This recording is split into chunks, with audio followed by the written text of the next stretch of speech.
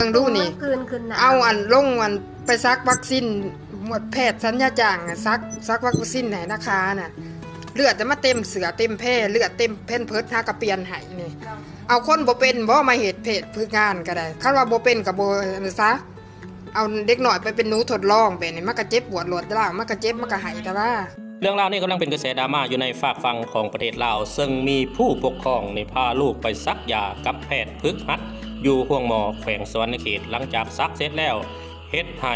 เลือดของเด็กน้อยไหลบ่หยุดเลือดมันไหลออกมาบักหลายๆค่ายคือครับประจำเดือนผู้ปกครองก็เลยตกใจเอาเรื่องราวเอาเหตุการณ์นี้ไปถามแพทย์ถามหมอ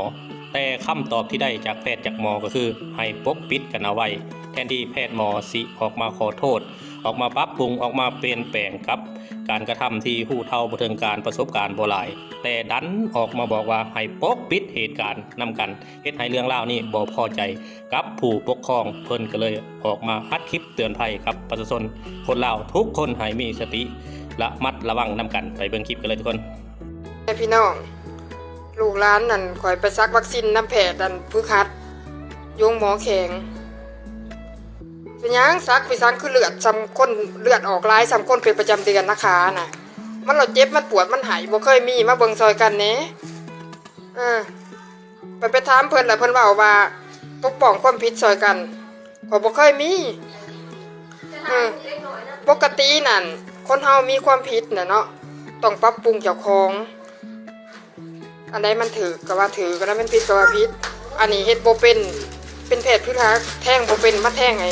เด็กน้อยล่าๆผู้ที่เจ็บผู้ที่ปวดบ่ไปแท่งคนอื่นมันสิบ่ตายบ่บัดนี้เอาเบิ่งซอยกันแน่นี่บ่เคยมีนี่เด้มันก็บ่ได้ให้มันในห้องนี่มันก็นั่งมันก็นอนอยู่นี่คนหูมาถือเข็มเพิ่นแพทย์ผู้ทักเพราะว่าเลือดมาออกว่าสั่นกลัวคนเป็นประจำเดือนไผเคยมีเบิ่งซอยกันพี่น้องจากเรื่องราวและเหตุการณ์นี้ท่านผู้ชมมีความคิดเห็นอย่างไรแพทย์หมอบ้านเฮาควรที่จะปรับปรุงให้ดีขึ้นกว่านี้บ่หรือว่าการกระทำแบบนี้นี่เป็นเรื่องปกติบ่ได้รุนแรงปานใดเพียงแต่ผู้ปกครองของเด็กน้อยนี่